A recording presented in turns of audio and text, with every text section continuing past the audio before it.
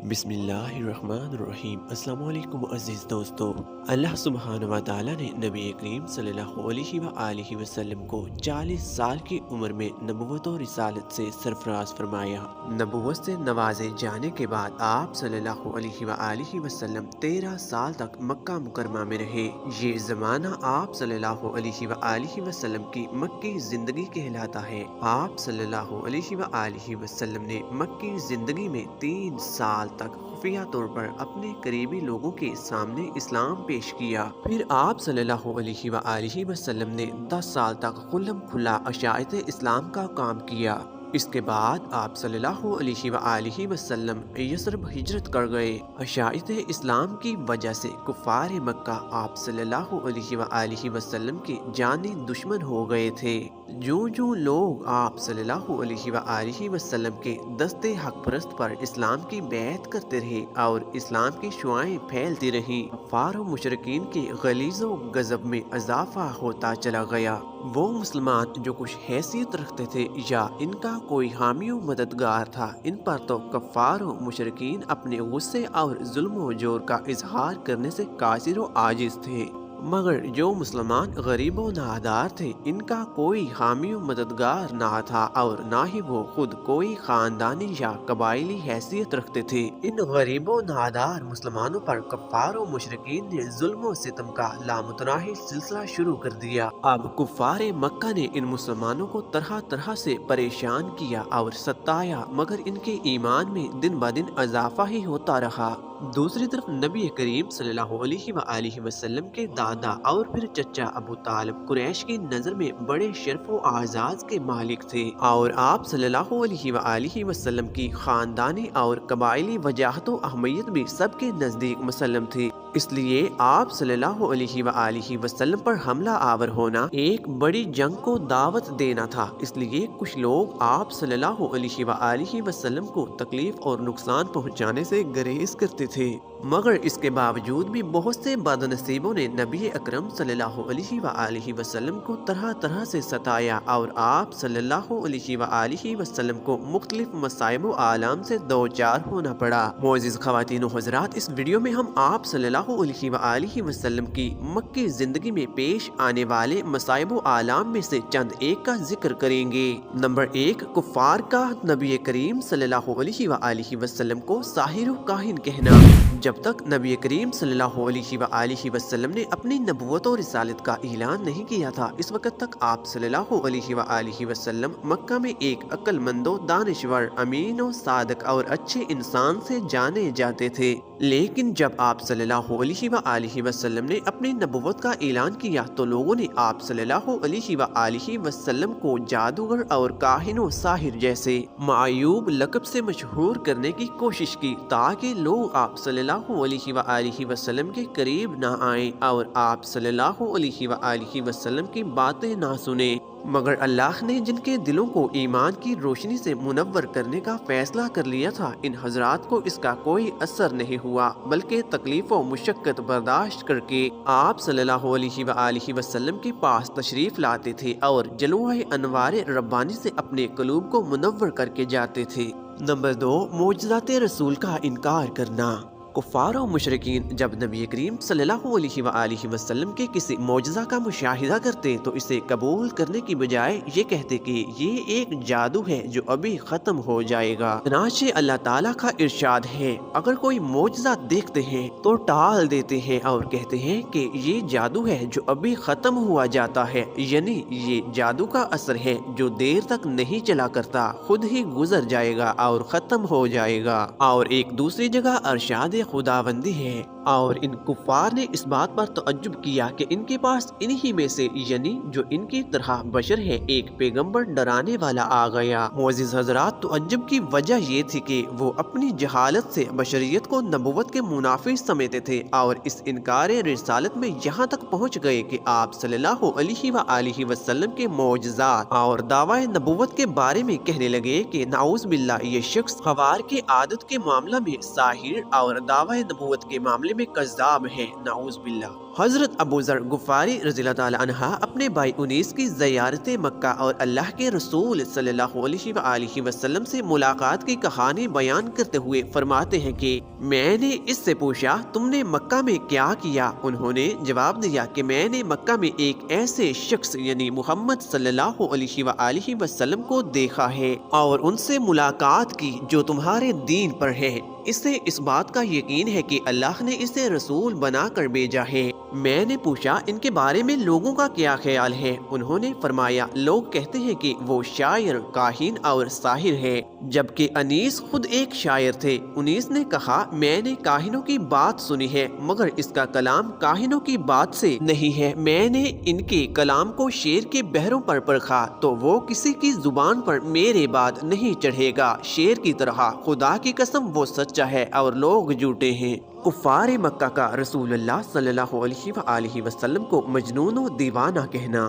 معزز حضرات، نبی کریم صلی اللہ علیہ وآلہ وسلم جیسا قابل اور لائق انسان جس نے کبھی کسی غیر مناسب کام کا ارتکاب نہیں کیا، لوگوں کے ساتھ شب و شتم سے بات نہیں کی اور کسی بڑے اور چھوٹے کے احترام میں کوئی کسر نہیں اٹھا رکھا، مگر اعلان نبوت کے بعد کفار نے انہیں مجنون و دیوانہ کہنا شروع کر دیا۔ حقیقت تو یہ ہے کہ جس نے اس عظیم معلم انسانیت، رہبر رشد و ہدایت اور عقل و دانش کے مینار کو مجنون و دیوانہ کہا وہ خود مجنون، پاگل، دیوانے، معاند و متعصب اور سرکش و ہٹ درم تھے۔ اللہ تعالیٰ نے ان کی حقیقت کو واشگاف کرتے ہوئے فرمایا ہے ان کو اس سے کب نصیحت ہوتی ہے جس سے ان کے ایمان کی توقع کی جائے، حالانکہ اس سے قبل ان کے پاس ظاہر شان کا پیغمبر آیا، پھر جب یہ لوگ ان سے سرتابی کرتے رہے اور یہی کہتے رہے کہ کسی دوسرے بشر کا سکھایا ہوا ہے اور دیوانہ ہے۔ معزز حضرات، اسی سلسلے میں اللہ تعالیٰ نے قرآن مجید میں دوسری جگہ ارشاد فرمایا ہے اور ان کفار مکہ نے کہا کہ اے وہ شخص جس پر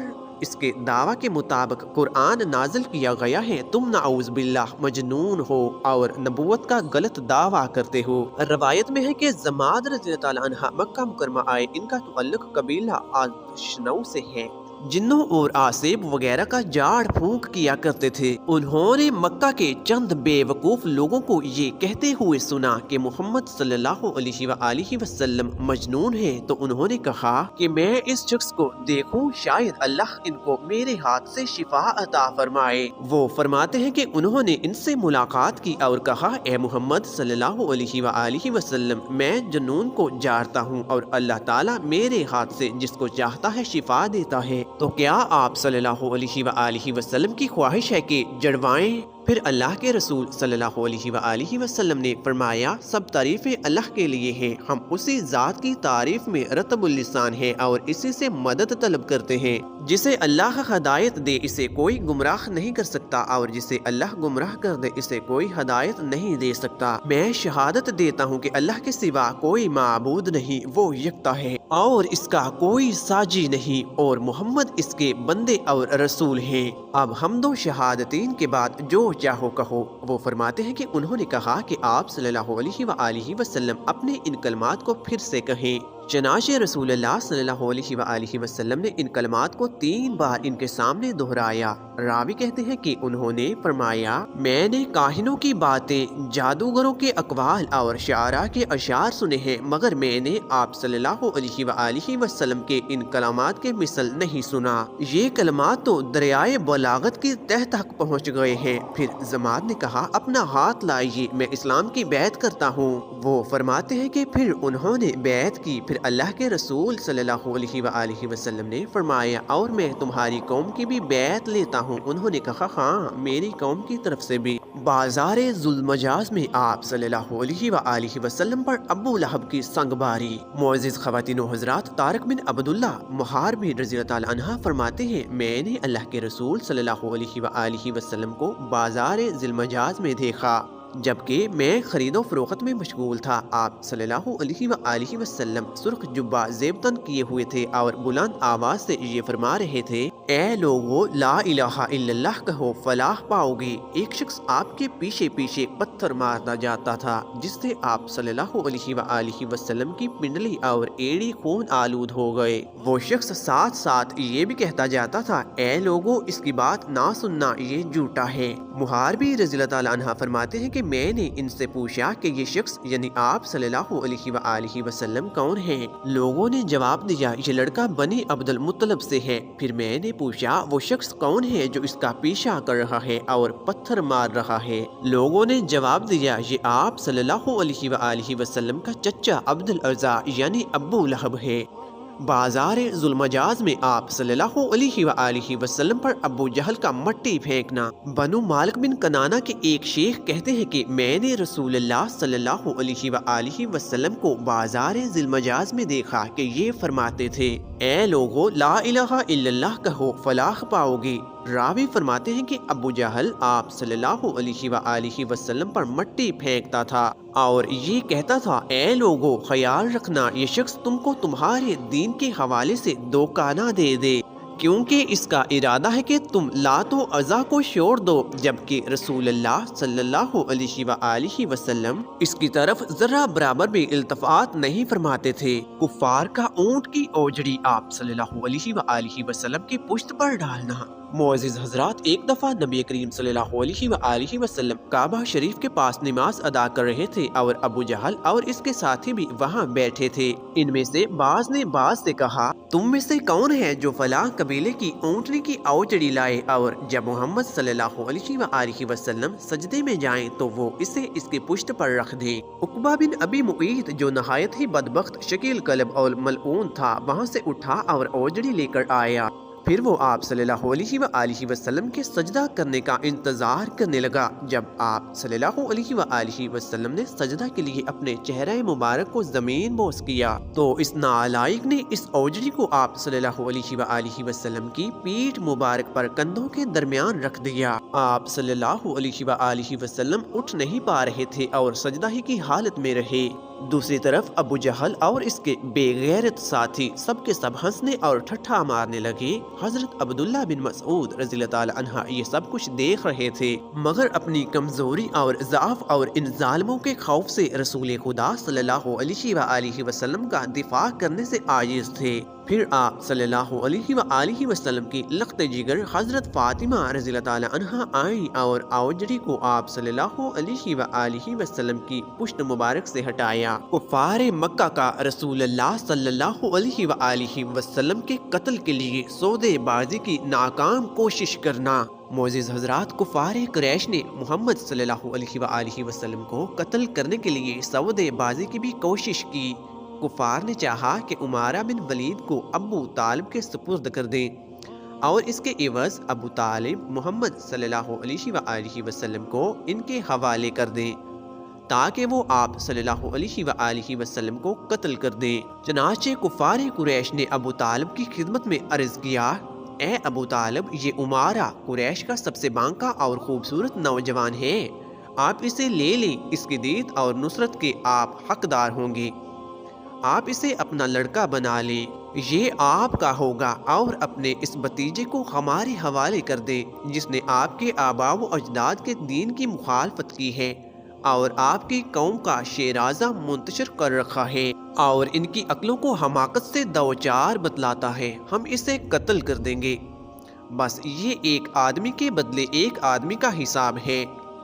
ابو طالب نے کہا، خدا کی قسم کتنا برا سودا ہے جو تم لوگ مجھ سے کر رہے ہو، تم اپنا بیٹا مجھے دیتے ہو کہ میں اسے کھلاؤں پلاؤں پالوں پوسوں اور میرا بیٹا مجھ سے طلب کرتے ہو کہ اسے قتل کر دو، خدا کی قسم یہ نہیں ہو سکتا۔ ابو جہل لعین کا آپ صلی اللہ علیہ وآلہ وسلم کے قتل کا ارادہ۔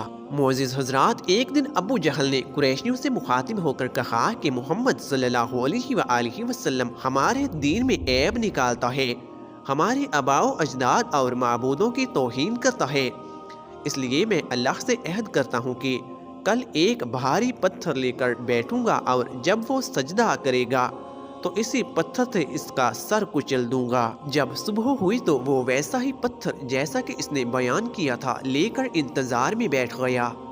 رسول اللہ صلی اللہ علیہ وآلہ وسلم تشریف لائے جیسا کہ لایا کرتے تھے۔ پھر رسول اللہ صلی اللہ علیہ وآلہ وسلم نماز میں مشغول ہو گئے۔ جیسے ہی آپ صلی اللہ علیہ وآلہ وسلم نے سجدے میں سر رکھا، ابو جہل پتھر اٹھا کر آپ صلی اللہ علیہ وآلہ وسلم کی طرف بڑھا۔ جب وہ لعنتی آپ صلی اللہ علیہ وآلہ وسلم کے قریب پہنچا تو شکست خوردہ حالت میں واپس لوٹا۔ اس کا رنگ فک ہو چکا تھا اور وہ ایسا مرعوب تھا کہ اس کے دونوں ہاتھ اس کے پتھر سے چپک گئے تھے کہ وہ بمشکل اپنے ہاتھ سے پتھر پھینک سکا۔ یہ منظر دیکھ کر اس کے ساتھی اور قریش کے کچھ لوگ اس کے پاس آئے اور پوچھنے لگے، اے ابو جہل تمہیں کیا ہوا؟ اس لعنتی نے کہا، میں نے گزشتہ رات جو بات کہی تھی وہی کرنے کے لیے کھڑا ہوا تھا کہ لیکن جب میں ان محمد صلی اللہ علیہ وآلہ وسلم کے قریب پہنچا تو ایک اونٹ آڑے آ گیا۔ خدا کی قسم میں نے کبھی بھی کسی اونٹ کی کھوپڑی، گردن اور دانت اس اونٹ کی طرح نہیں دیکھے اور وہ اونٹ مجھے کھا جانا چاہتا تھا۔ کفار مکہ کا رسول اللہ صلی اللہ علیہ وآلہ وسلم کی گردن مبارک میں کپڑے کا پھندا ڈالنا۔ معزز حضرات، مکہ کے کفار و مشرکین آپ صلی اللہ علیہ وآلہ وسلم کو آرام سے نماز بھی ادا نہیں کرنے دیتے تھے۔ آپ صلی اللہ علیہ وآلہ وسلم نماز میں ہوتے تو کبھی وہ آپ صلی اللہ علیہ وآلہ وسلم کی پشت مبارک پر اونٹ کی اوجڑی ڈالتے تو کبھی آپ صلی اللہ علیہ وآلہ وسلم کی مبارک گردن میں کپڑے کا پھندا لگاتے۔ معزز حضرات، بخاری شریف کی ایک روایت میں ہے کہ حضرت عروہ بن زبیر رحمۃ اللہ علیہ نے عبداللہ ابن عمرو بن عاص رضی اللہ تعالیٰ عنہ سے پوچھا کہ مجھے اس سخت ترین تکلیف سے باخبر کیجیے جس سے مشرکین نے آپ صلی اللہ علیہ وآلہ وسلم کو دوچار کیا۔ انہوں نے فرمایا، ایک بار نبی کریم صلی اللہ علیہ وآلہ وسلم خطیم میں نماز ادا کر رہے تھے کہ اچانک عقبہ بن ابی معیط آیا اور آپ صلی اللہ علیہ وآلہ وسلم کی گردن مبارک میں اپنا کپڑا ڈال دیا۔ پھر اس نے سخت طریقے سے آپ صلی اللہ علیہ وآلہ وسلم کا گلا گھونٹا۔ پھر ابو بکر رضی اللہ تعالی عنہ آئے اور انہوں نے عقبہ کا مونڈھا پکڑا اور اس کو نبی کریم صلی اللہ علیہ وآلہ وسلم سے ہٹایا اور فرمایا، کیا تم مار ڈالو گے ایک ایسے شخص کو اس وجہ سے کہ وہ کہتا ہے کہ میرا رب اللہ ہے؟ کفار مکہ کا نبی کریم صلی اللہ علیہ وآلہ وسلم کے سر اور داڑھی مبارک کے بال کھینچنا۔ معزز خواتین و حضرات، مشرکوں نے حضور اکرم صلی اللہ علیہ وآلہ وسلم کے سر اور داڑھی مبارک کے بال مبارک پکڑ کر اتنے زور سے کھینچے کہ آپ صلی اللہ علیہ وآلہ وسلم کے اکثر بال اکھڑ گئے۔ کفار مکہ کا آپ صلی اللہ علیہ وآلہ وسلم کی بیٹیوں کو طلاق دلوانا۔ معزز حضرات، نبی اکرم صلی اللہ علیہ وآلہ وسلم کی دو ساجزادیاں حضرت ام کلثوم اور حضرت رقیہ رضی اللہ تعالی عنہما کا نکاح دشمن اسلام ابو لہب کے دو لڑکوں عتیبہ اور عتبہ سے ہو چکا تھا، لیکن یہ نکاح صرف نکاح ہی تھا، ابھی رخصتی باقی تھی۔ سورہ لہب کے نزول کے بعد آپ صلی اللہ علیہ وآلہ وسلم کو بے عزت کرنے کی نیت سے ابو لہب اور اس کی بیوی نے اپنے لڑکوں کو یہ حکم دیا کہ وہ آپ صلی اللہ علیہ وآلہ وسلم کی ساجزادیوں کو طلاق دے دیں۔ چنانچہ انہوں نے ان کو طلاق دے دی۔ امام طبرانی قتادہ رضی اللہ تعالیٰ عنہ سے بیان کرتے ہیں کہ رسول اللہ صلی اللہ علیہ وآلہ وسلم کی ساجزادی ام کلثوم رضی اللہ تعالیٰ عنہ کی شادی عتیبہ بن ابی لہب کے ساتھ ہوئی تھی اور حضرت رقیہ رضی اللہ تعالیٰ عنہ کی شادی اس کے بھائی عتیبہ بن ابی لہب کے ساتھ ہوئی تھی۔ جب اللہ تعالیٰ نے تبت یدا ابی لہب یعنی سورہ لہب نازل فرمائی تو ابو لہب نے اپنے دونوں بیٹوں عتیبہ اور عتبہ کو کہا، اگر تم نے محمد صلی اللہ علیہ وآلہ وسلم کی بیٹیوں کو طلاق نہ دی تو تم دونوں کے سر کے لیے میرا سر حرام ہے۔ پھر ان دونوں کی ماں بنت حرب بن امیہ نے کہا، معزز دوستو، قرآن مجید میں یہی ایندھن اٹھانے والی ہے۔ اس نے اپنے بیٹوں عتیبہ اور عتبہ سے کہا کہ تم دونوں انہیں طلاق دے دو، کیونکہ وہ دونوں صحابی اپنا دین بدلے ہوئے ہیں۔ چنانچہ ان دونوں نے انہیں طلاق دے دی۔ معزز دوستو، طلاق کا عمل جیسا کہ آج کے کچھ شریف گھرانوں میں بڑی بے عزتی کا باعث سمجھا جاتا ہے، اسی طرح اس وقت بھی عرب سماج کے شریف گھرانوں میں طلاق کو بے عزتی سمجھا جاتا تھا، پھر ایک ایسے باپ کے لیے جو شرافت کا اعلیٰ نمونہ ہو، اور اس کی دو لڑکیوں کو بیک وقت طلاق ہو جانا، اور وہ بھی ایک ایسے وقت میں جبکہ وہ باپ ہر طرف سے مصائب و آلام جھیل رہا ہو، کتنے تکلیف کا باعث ہو سکتا ہے، اسے بیان کرنا مشکل ہے۔ کفار مکہ کا رسول اللہ صلی اللہ علیہ وآلہ وسلم کے قبیلہ کے ساتھ 3 سالہ معاشرتی بائیکاٹ کرنا۔ معزز حضرات، کفار قریش نے مل جل کر رسول اللہ صلی اللہ علیہ وآلہ وسلم کے قتل کرنے کا فیصلہ کیا اور کہا کہ اس نے ہماری اولاد اور ہماری عورتوں تک کو ہم سے برگزشتہ کر دیا ہے۔ پھر ان لوگوں نے آپ صلی اللہ علیہ وآلہ وسلم کے خاندان والوں سے کہا کہ تم ہم سے 2 گنا خون بہا لے لو اور اس کی اجازت دے دو کہ قریش کا کوئی شخص اس کو قتل کر دے تاکہ ہمیں سکون مل جائے اور تمہیں فائدہ پہنچ جائے۔ لیکن کفار قریش کی یہ تجویز منظور نہیں ہوئی۔ اس پر انہوں نے غصہ میں آ کر یہ طے کیا کہ بنی ہاشم اور بنی عبد المطلب جو نبی کریم صلی اللہ علیہ وآلہ وسلم کے مددگار تھے، ان کا معاشرتی بائیکاٹ کیا جائے اور انہیں مکہ سے نکال کر شعیب ابی طالب نامی گھاٹی میں محصور و موقید کر دیا جائے۔ ایک روایت کے مطابق یہ بھی طے پایا کہ نہ بنی ہاشم کی لڑکیوں کو بیاہ کر لاؤ اور نہ اپنی لڑکیوں کی ان کے یہاں شادی کرو، ان کو کوئی چیز فروخت کرو اور نہ ان سے کوئی چیز خریدو اور نہ ان کی طرف سے کوئی صلح قبول کرو۔ چنانچہ جب بھی مکہ میں باہر سے کوئی قافلہ آتا تو یہ مجبور اور بے کس لوگ فوراً ان کے پاس پہنچتے تاکہ ان سے کھانے پینے کا کچھ سامان خرید لیں،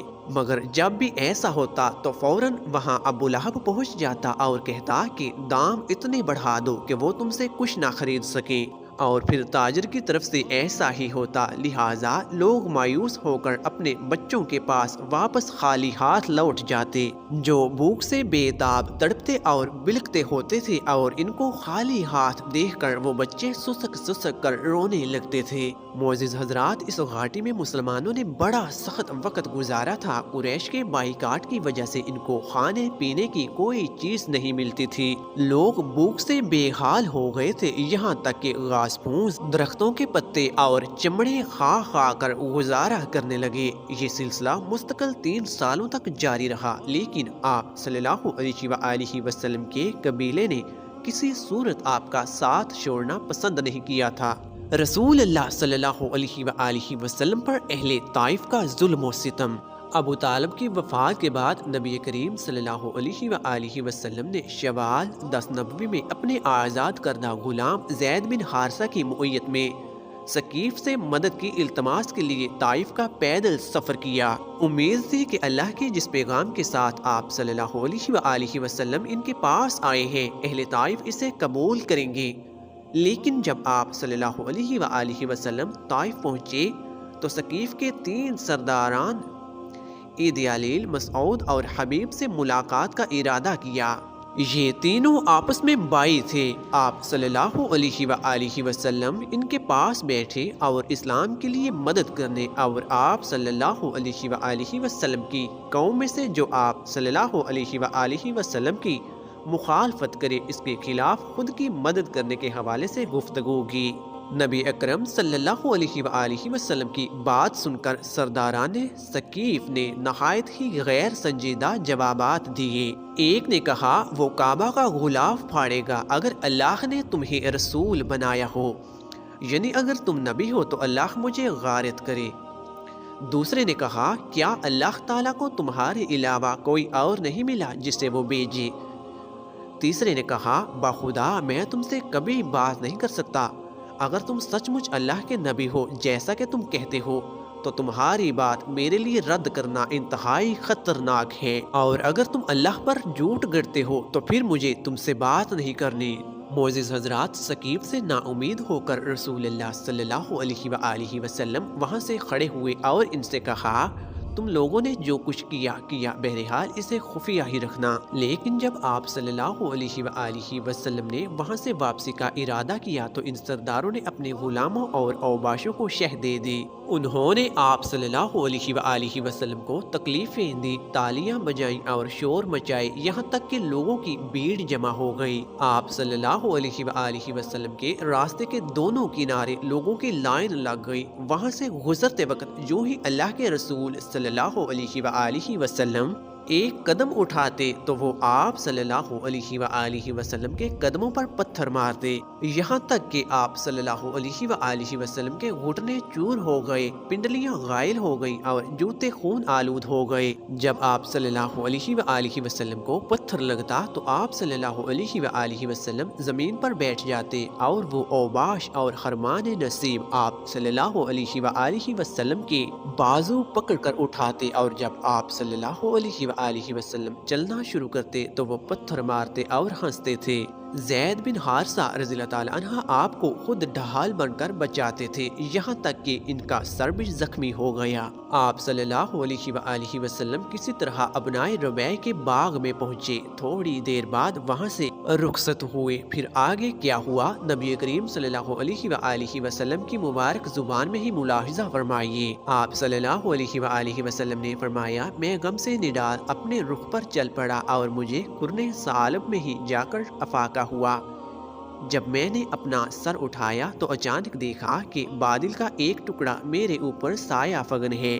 جب میں نے اس میں دیکھا تو حضرت جبرائیل علیہ السلام موجود تھے۔ انہوں نے مجھے پکار کر کہا، آپ صلی اللہ علیہ وآلہ وسلم کی قوم نے آپ سے جو بات کہی اسے اللہ نے سن لیا ہے۔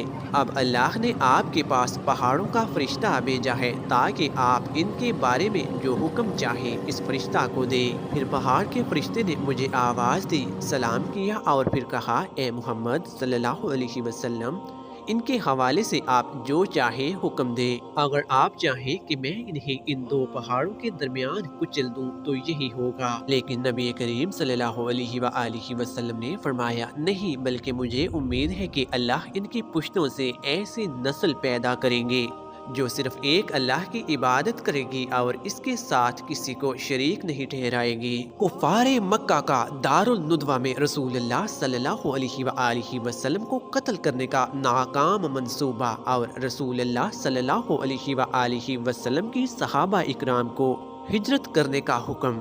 معزز حضرات، رسول اللہ صلی اللہ علیہ وآلہ وسلم اپنے صحابہ اکرام رضی اللہ تعالیٰ عنہ کو مکہ میں ظلم و جور کی چکی میں اس طرح پستے دیکھ رہے تھے جو ناقابل برداشت تھا، لہٰذا ان کو مدینہ منورہ ہجرت کرنے کی اجازت دے دی گئی، سوائے رفیق غار ابو بکر رضی اللہ تعالیٰ عنہ کی، اور اب ابو طالب جیسے حامی و مددگار بھی وفات پا چکے تھے۔ اب قریش مکہ شدید غصے میں تھے کہ کب تک ہم اس شخص یعنی محمد صلی اللہ علیہ وآلہ وسلم کو برداشت کریں اور وہ ہمارے معبودوں اور آباء و اجداد کی توہین کرتا رہے، چنانچہ ہمیں ان کو قید کر دینا چاہیے یا جلا وطن کر دینا چاہیے یا پھر قتل کر دینا چاہیے تاکہ ہم ان سے چھٹکارا حاصل کر لیں۔ اس مقصد کے لیے قریش کے سرداران اپنے مشورہ گاہ دارالندوہ میں خفیہ طور پر نبی کریم صلی اللہ علیہ وآلہ وسلم کے خلاف فیصلہ لینے کو جمع ہوئے۔ کسی نے کہا کہ اسے لوہے کی زنجیر میں باندھ کر دروازہ بند کر دو، اور کسی نے کہا کہ انہیں جلا وطن کر دو، مگر نجدی شیخ کے روپ میں دارالندوہ میں بیٹھا مردود ابلیس نے ان راویوں کے نقص کو اجاگر کیا اور کہا کہ یہ کوئی رائے نہیں ہے۔ پھر ابو جہل بن ہشام نے یہ رائے دی کہ ہم ہر قبیلے سے ایک قوی جوان کو منتخب کریں گے اور ان میں سے ہر ایک جوان کو ایک تیز تلوار دیں، وہ سب کے سب بیک ضرب ان کو قتل کر دیں۔ جب وہ انہیں اس طرح قتل کریں گے تو ان کا خون مختلف قبائل میں بٹ جائے گا۔ پھر میں نہیں سمجھتا کہ بنو ہاشم سارے قریش سے جنگ کریں گے۔ جب اس صورتحال کا بنو ہاشم مشاہدہ کریں گے تو دیت لینے پر راضی ہو جائیں گے، پھر ہم ان کو دیت دے دیں گے۔ نجدی شیخ کی صورت میں بیٹھے ابلیس نے کہا کہ بات تو یہ ہے جو اس آدمی نے کہی، اور اس رائے کے بعد کوئی رائے نہیں ہے، لہٰذا پوری قوم اس پر تیار ہو گئی۔ اب رسول اللہ صلی اللہ علیہ وآلہ وسلم اور کسی مسلمان کو اس منصوبے کا علم نہیں تھا۔ چنانچہ جبریل علیہ السلام آپ صلی اللہ علیہ وآلہ وسلم کے پاس آئے اور کہا، آپ صلی اللہ علیہ وآلہ وسلم اپنے جس بستر پر رات گزارتے تھے آج اس بستر پر رات نہ گزاریں۔ اب جب رات تاریک ہوئی تو سب کے سب قبائل قتل کے ارادے سے آپ صلی اللہ علیہ وآلہ وسلم کے سونے کا انتظار کر رہے تھے کہ آپ صلی اللہ علیہ وآلہ وسلم کب سوتے ہیں تاکہ وہ سب آپ صلی اللہ علیہ وآلہ وسلم پر ٹوٹ پڑے۔ رسول اللہ صلی اللہ علیہ وآلہ وسلم نے حضرت علی رضی اللہ تعالیٰ عنہ سے کہا کہ آج تم میرے بستر پر لیٹ کر میری اس ہضرمی خری چادر کو اوڑھ کر سو جاؤ، کوئی ناپسندیدہ عمل ان کفار کی طرف سے تمہیں پیش نہیں آئے گا۔ جب رسول اللہ صلی اللہ علیہ وآلہ وسلم سوتے تھے تو اسی چادر میں سوتے تھے۔ پھر آپ صلی اللہ علیہ وآلہ وسلم اپنے ہاتھ میں لپ پر مٹی لے کر ان کے سامنے سے نکلے، پھر آپ صلی اللہ علیہ وآلہ وسلم وہ مٹی ان تمام کے سر پر ڈالتے ہوئے سورہ یاسین کی آیات کی تلاوت کر رہے تھے۔ پھر اللہ تعالیٰ نے ان کی قوت بینائی لے لی اور وہ آپ صلی اللہ علیہ وآلہ وسلم کو دیکھ نہیں سکتے تھے۔ جب آپ صلی اللہ علیہ وآلہ وسلم ان آیات کی تلاوت سے فارغ ہوئے تو کوئی ایسا نہیں بچا تھا جس کے سر پر مٹی نہ پڑی ہو۔ پھر آپ صلی اللہ علیہ وآلہ وسلم وہاں سے رخصت ہوئے جہاں آپ صلی اللہ علیہ وآلہ وسلم کو رخصت ہونا تھا۔ معزز خواتین و حضرات، خلاصہ یہ ہے کہ 13 سالہ مکی دور میں نبی کریم صلی اللہ علیہ وآلہ وسلم کو مختلف قسم کے ذہنی و جسمانی مصائب و آلام سے دوچار ہونا پڑا۔ کبھی آپ صلی اللہ علیہ وآلہ وسلم کے قتل کا ناکام ارادہ کیا گیا، کبھی آپ صلی اللہ علیہ وآلہ وسلم پر پتھر پھینکا گیا اور کبھی مٹی پھینکی گئی، کبھی گرد و غبار پھینکا گیا، کبھی راستے میں کانٹے ڈالے گئے اور کبھی دھاڑی اور سر مبارک کے بال نوچے گئے، اور کبھی ان لعنتیوں نے رسول اللہ صلی اللہ علیہ وآلہ وسلم کے چہرے مبارک پر تھوکنے کی بدبختانہ کوشش کی، مگر آپ صلی اللہ علیہ وآلہ وسلم اسلام کی اشاعت کی خاطر سب کچھ برداشت کرتے ہوئے دین کی دعوت میں خمتاً مشغول رہ کر اپنی امت کو بہترین نمونہ فراہم کر گئے۔ ارشاد خداوندی ہے کہ تمہارے لیے رسول اللہ صلی اللہ علیہ وآلہ وسلم کی سیرت بہترین عملی نمونہ ہے۔ ارشاد ہے تم لوگوں کے لیے، یعنی ایسے شخص کے لیے جو اللہ سے اور روز آخرت سے ڈرتا ہو اور کثرت سے ذکر الہی کرتا ہو، یعنی مومن کامل ہو، اس کے لیے رسول اللہ صلی اللہ علیہ وآلہ وسلم کا ایک عمدہ نمونہ موجود ہے۔ دعا ہے کہ اللہ تعالی ہمیں رحمت عالمین حضرت محمد مصطفیٰ صلی اللہ علیہ وآلہ وسلم کی سیرت پر عمل کرنے والا بنا دے، آمین۔